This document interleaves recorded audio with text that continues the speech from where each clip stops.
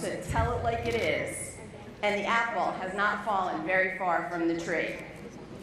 Given the demands of his office and an incredibly rigorous schedule, it's astonishing that Chris is able to maintain many longtime friendships as well as foster new relationships. It's not easy to get him on the phone these days, but the governor manages to stay connected to those he holds dear. The other question I'm often asked is if I knew Chris would have a successful career in public service. The answer to this question, a resounding yes. Starting back in his days at Heritage Junior High School, Chris's interest in helping and advocating for others was evident. He was elected class president every year he was here at Livingston High School and went on to become the president of student government at the University of Delaware. During our sophomore year at Delaware, Chris had an opportunity to speak before the Delaware State Legislature. Watching him speak to the legislature and advocate forcefully on behalf of students and the university's programs when he was only 19 years old solidified in my mind that he would be a powerful voice for the public good. I saw up close Chris's passion for improving the lives of students. He encouraged everyone, no matter their background or academic discipline, to bring their talents forward. And he sought out ways to deepen their participation in university life and governance. The Campus Action Party had a solid platform and also had a secret weapon. Our slate's candidate for secretary, Mary Pat Foster. Working with Chris and Mary Pat on behalf of our fellow students at Delaware was my first opportunity to see what an incredible team Chris and Mary Pat are. It was a foreshadowing of great things to come for both of them. When Chris and Mary Pat first got married, they lived in a tiny apartment over a liquor store. Like many young couples, they didn't have a lot of spare cash. Chris was still in law school, Mary Pat had just graduated from college and was working at her first job. They were determined to build a great life together. Over the last 30 years, Chris and Mary Pat have built that great life. And not just for themselves and their family, they have helped countless other families in New Jersey to do the same. We all know that they can do the same for families across America. Thank you. Thank you.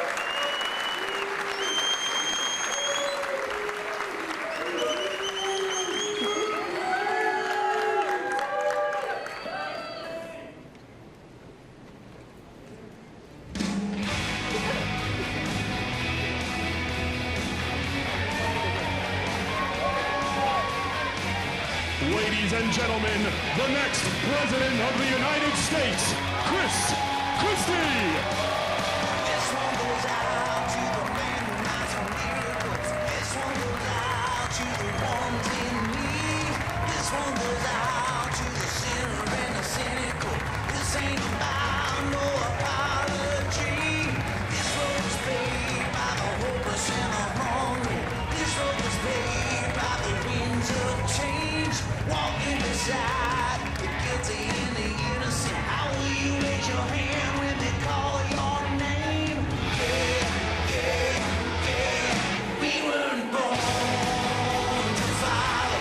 Come on and get up off your knees. When life is a bitter pill to swallow, look out on and what you believe. Believe that the sun will shine tomorrow. Saints and sinners bleed. We weren't born to follow. You gotta stand up for what you believe. Let me hear you say yeah, yeah, yeah, oh yeah. Thank you.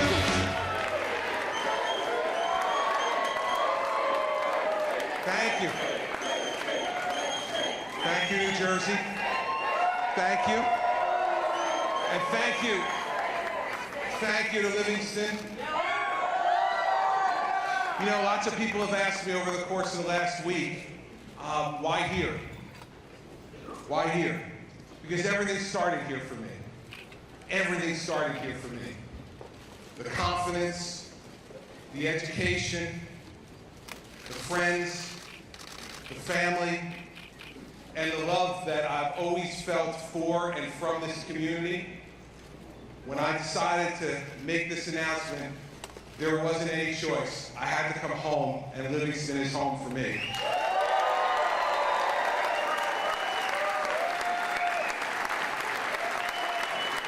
And I want to thank Sheila Goldklang, a dear friend of my mom's and a wonderful representative of this town, for welcoming us here today. And I want to thank my friend Lynn Groening. Now, listen, this is very much you. Some of you may be confused. You know, it may be that you thought she was being booed by her high school classmates. She was not. For reasons that I will not explain, Lynn's nickname in high school was the Juice. Hence, it's not a boo, it's the Juice.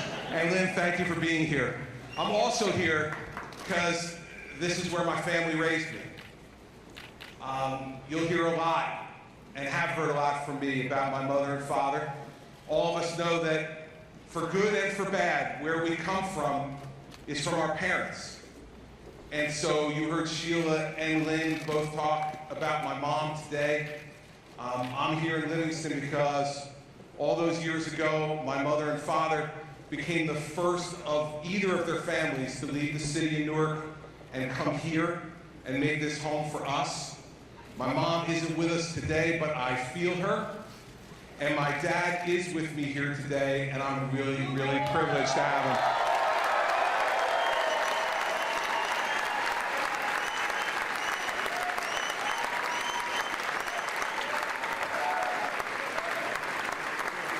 They raised my brother and I, brought us here to Livingston when we were 4 years old and 2 years old. And then our sister Dawn joined us a few years later.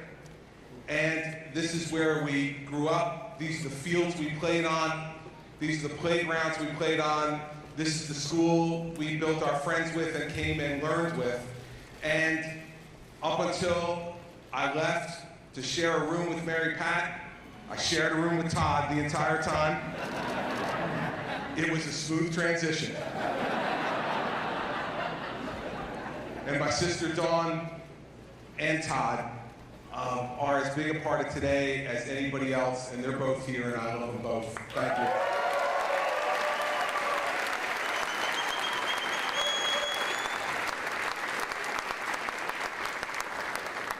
Everyone thinks I'm the politician in the family.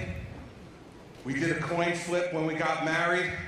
I called tails. Tails never fails, so I'm the guy who ran, but the politician just as good as me in the family is the woman that I met all those years ago at the University of Delaware from a family of 10 people. People say, why aren't you shy in a crowd? I said, you should see the family I married into.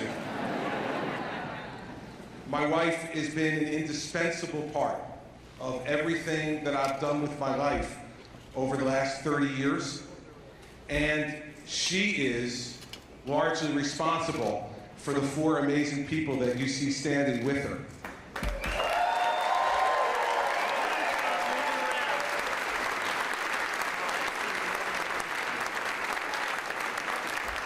And ever since I've been governor, I've been happy to use the veto at home too.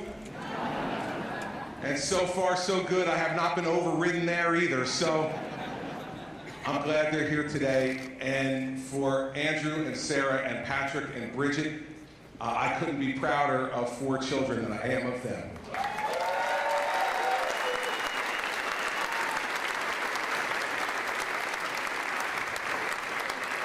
I told you my parents moved to Livingston, and they moved to Livingston to make this part of their fulfillment of their dream, of their version of the American dream.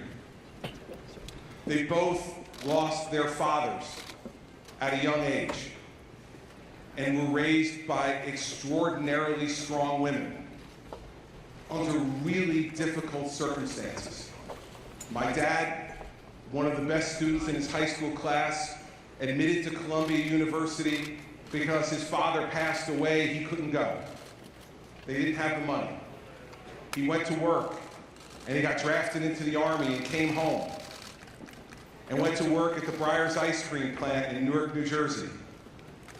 And then decided, after he met my mom, that it was time for him to make more with his life.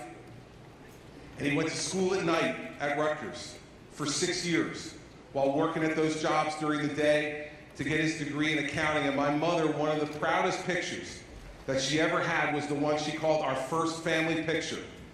It was my mom and dad on the day that he graduated from Rutgers in June of 1962, the first person in either of their families ever to get a college degree. And it was the first family picture because she was 6 months pregnant with me. And the smiles on both their faces that day were indicative of not what they had accomplished, but what they saw coming ahead of them. Their smiles were about the fact that they thought that nothing was out of reach for them now. They had each other, they were building a family, they worked together, and then with the help of both of those strong women, they gave them $5,000 each, probably all the money they had in the world, to put a down payment on a house in this town to give their children a chance to take the dream they had started to build and to make it even bigger and even better. So I not only think about my mom and dad today, I think about my 2 grandmothers, women who raised children largely on their own, women who knew how to work hard and knew that that hard work would deliver something for their children. And I know that both of them are watching down today, and that part of today is a fulfillment of their dream too. I'm thinking about both of them. One of the things my mother always used to say all the time to me was, Christopher, if you work hard enough, you can be anything. She said, God's given you so many gifts. If you just work hard enough, you can be anything. And that story is proof. It's proof. Parents who came from nearly nothing except for that hard work. Parents who brought little to their marriage except for their love for each other and that hard work. And that hard work not only produced a great life for me and my brother and my sister, but think about how amazing this country is. That one generation removed from the guy who was working on the floor of the plant, the Breyers ice cream plant, his son is the 2-term governor of the state where he was born and raised.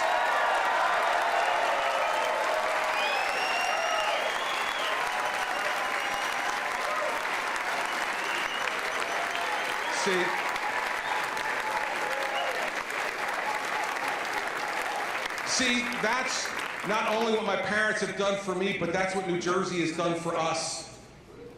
See, this place that represents the most ethnically diverse state in the country, the most densely populated state in the country. We're all different and we're all on top of each other like you're on top of each other in this gym. And what has come from that is the absolute belief that not only can all of us achieve whatever dream we want to achieve because of the place where we live and the opportunities it gives us, but that we not only can do it together, but we have to do it together. We have no choice but to work together. This country needs to work together again, not against each other.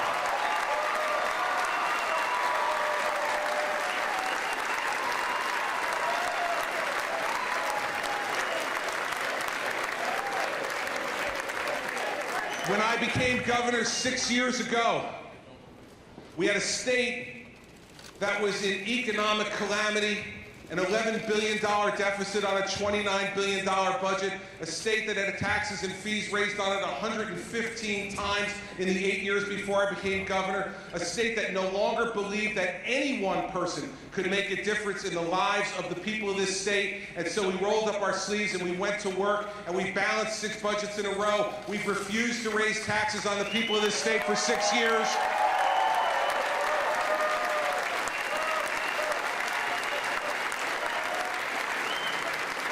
We made the hard decisions that had to be made to improve our education system. We reformed tenure for the first time in 105 years. We made the difficult decisions to reform pensions and health benefits and continue that fight today. We have stood together against each and every person, every cynic who said, why are you wasting your time? This state is not governable. The last 6 years we proved not only can you govern this state, you can lead it to a better day, and that's what we've done together.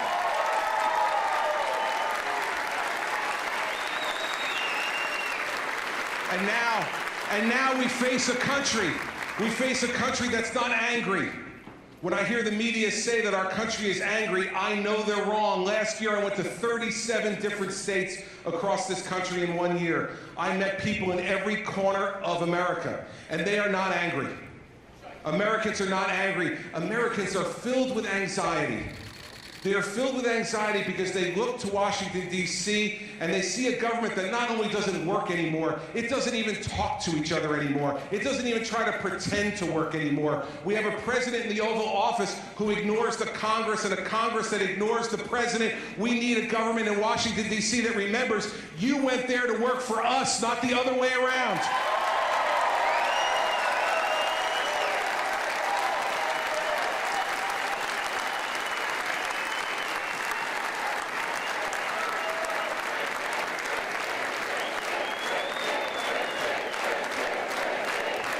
And both parties have failed our country. Both parties have stood in the corner and held their breath and waited to get their own way. Both parties have led us to believe that in America, a country that was built on compromise, that somehow now compromise is a dirty word. If Washington and Adams and Jefferson believed compromise is a dirty word, we'd still be under the crown of England.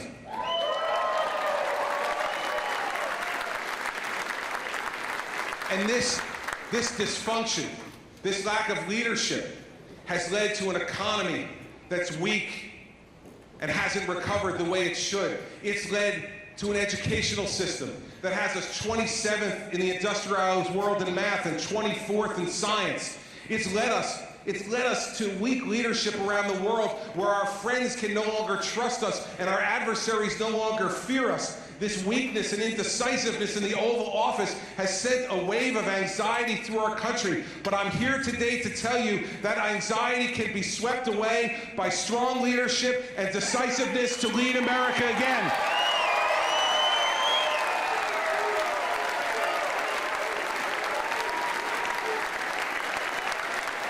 We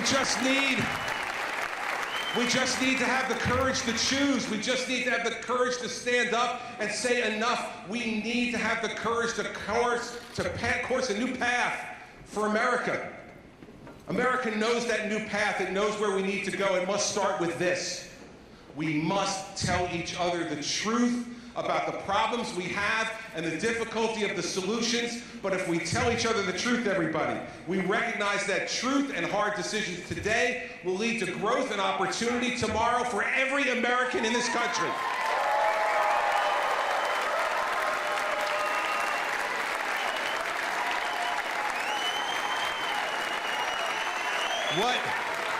What are those truths? What are those truths? Those truths are that we have to acknowledge that our government isn't working anymore for us. We have to acknowledge that and say it out loud. And we have to acknowledge that it's the fault of our bickering leaders in Washington, D.C., who no longer listen to us and no longer know that they're supposed to be serving us. We need to acknowledge that all of that anxiety and those failures are not the end. They're the beginning of what we can do together. What we need to decide is that we can make a difference, that we can stand up and make a difference in this country. You see, that's why I love the job I have. That's why I love my job as governor, because kids ask me all the time, the fourth graders who come to the State House every week, they ask me, the two questions are always asked. One, what's your favorite color? Always. Second, they always ask me, what's your best part of your job? And I always tell them it's that I wake up every morning knowing that I have an opportunity to do something great. I don't do something great every day. I'm human. But every morning I wake up with an opportunity to do something great.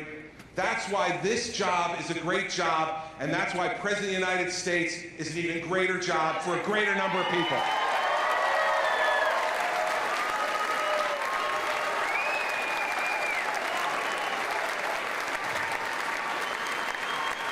I have spent the last 13 years of my life as U.S. Attorney and Governor of this state fighting for fairness and justice and opportunity for the people of the state of New Jersey. That fight has not made me more weary, it has made me stronger, and I am now ready to fight for the people of the United States of America.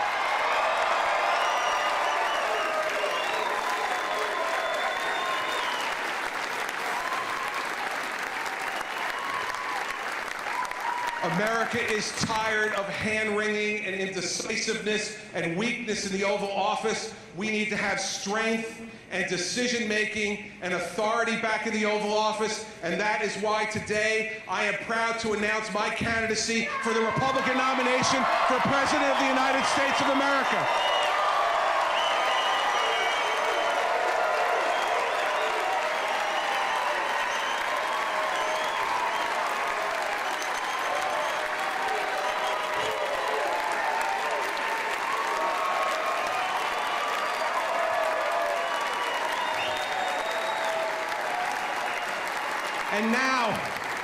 And now, as Livingston and New Jersey turns its gaze to the rest of America today, what do we see and what do we have to confront? We need a campaign of big ideas and hard truths and real opportunity for the American people. We need to fix a broken entitlement system that is bankrupting our country. We have candidates who have said we can't confront this because if we do, we'll be lying and stealing from the American people. Let me fill everybody else in. The lying and stealing has already happened. The horse is out of the barn. We got to get it back in, and you can only do it by force.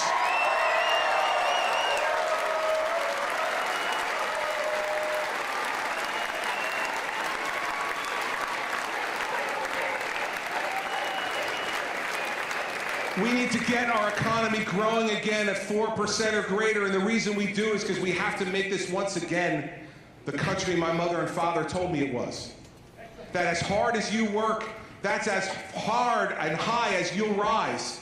That's not the case anymore. We can't honestly look at our children and say that to them because we have an economy that is weak and doesn't present them with the same opportunities that Mary Pat and I were presented with in the mid-1980s when we graduated from college. And when we graduated from college, we didn't worry about getting a job. We worried about picking which job was the best for us. We didn't worry about whether we were going to be successful. We knew if we worked hard, we were going to be successful. This country and its leadership owes the same thing to my children and yours, and I'm ready to give it to you.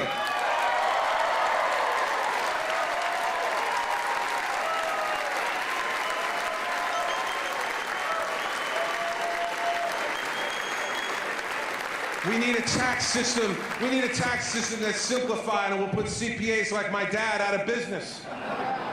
We need to get the government off the back of our people and our businesses with regulation, and we need to encourage businesses to invest in America again, not overseas. Invest in our country and our people.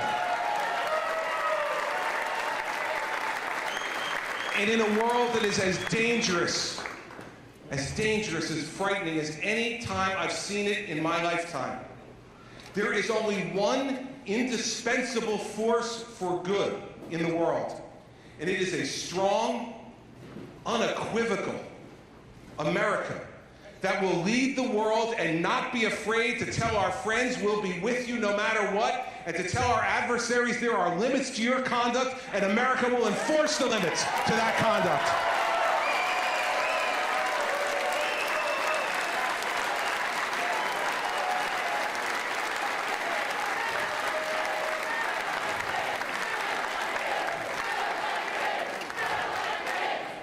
Well, here it comes. After 7 years,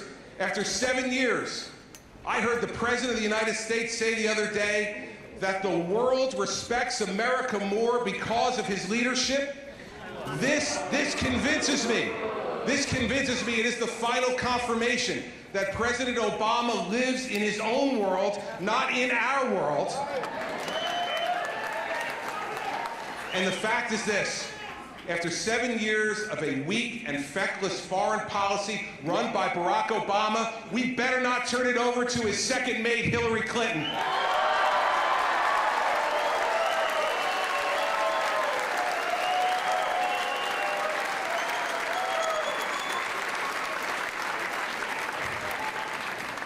In the end, everybody, leadership matters. It matters for our country, and American leadership matters for the world. But if we're going to lead, we have to stop worrying about being loved and start caring about being respected again, both at home and around the world. I am not running for President of the United States as a surrogate for being elected prom king of America. I am not looking to be the most popular guy who looks in your eyes every day and tries to figure out what you want to hear, say it, and then turn around and do something else. When I stand up on a stage like this in front of all of you, there is one thing you will know for sure. I mean what I say, and I say what I mean, and that's what America needs right now.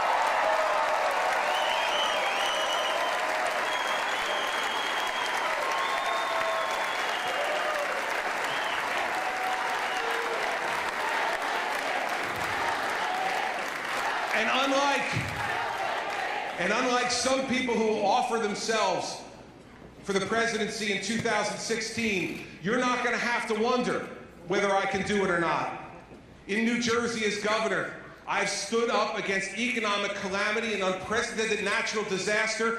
We have brought ourselves together, we have pushed back that economic calamity, and we are recovering from that natural disaster, and that's because we've led and we've worked together to do it.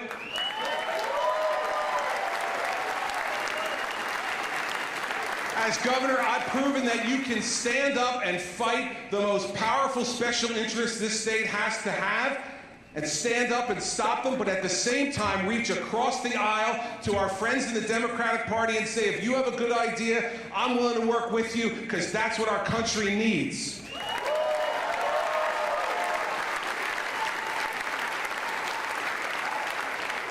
And as governor, I've never wavered from telling you the truth as I see it, and then acting to make sure that you know that is the truth as I believe it in my heart. You know, as a candidate for president, I want to promise you just a few things. First, a campaign without spin or without pandering or focus group tested answers. You're going to get what I think, whether you like it or not, or whether it makes you cringe every once in a while or not. A campaign, when I'm asked a question, I'm going to give the answer to the question that's asked, not the answer that my political consultants told me to give backstage.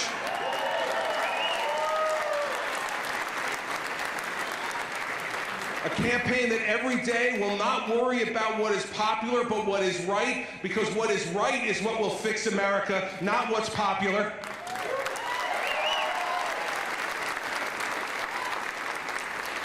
A campaign that believes in an America that is as great as the hopes and dreams that we want every one of our children to have.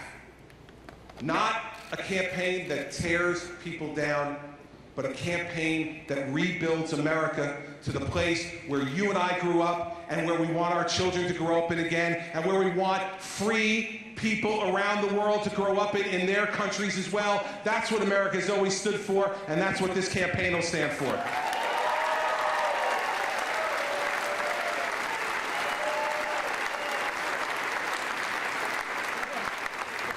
And all the signs say telling it like it is, but there's a reason for that. We are going to tell it like it is today so that we can create greater opportunity for every American tomorrow. The truth will set us free, everybody.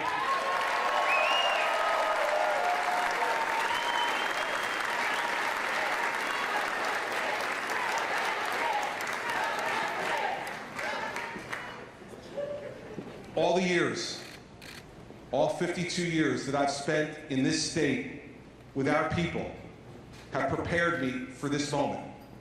We have no idea where and how this journey will end. But we know that it's only in this country, only in America, where someone like me could have the opportunity to seek the highest office the world has to offer. Only in America could all of you believe that your voices and your efforts can make a difference to change a country as big and vast and powerful as this one. Only in America have we seen time after time after time the truth of the words that one person can make a difference. You see, the reason that's true is because it's the only thing that's ever made a difference in the history of the world. One person reaching out to another to change their circumstance and to improve the lot of their children and grandchildren. I don't seek the presidency for any other reason than because I believe in my heart that I am ready to work with you to restore America to its rightful place in the world and to restore the American dream to each one of our children, whether they live in Livingston or Mendham, Newark or Camden, Patterson or Jersey City, no matter where they live across this country, we need to make sure that every one of those children believes that they have a president who not only speaks to them, but who hears them, and understands that their voices is what makes any American president great. If you give me the privilege to be your president, I will wake up every day, not only with my heart strong and my mind sharp, but with my ears open and my arms open to welcome the American people, no matter what party, no matter what race or creed or color, to make sure that you know that this is your country too. We are going to go and win this election, and I love each and every one of you. Thank you very much.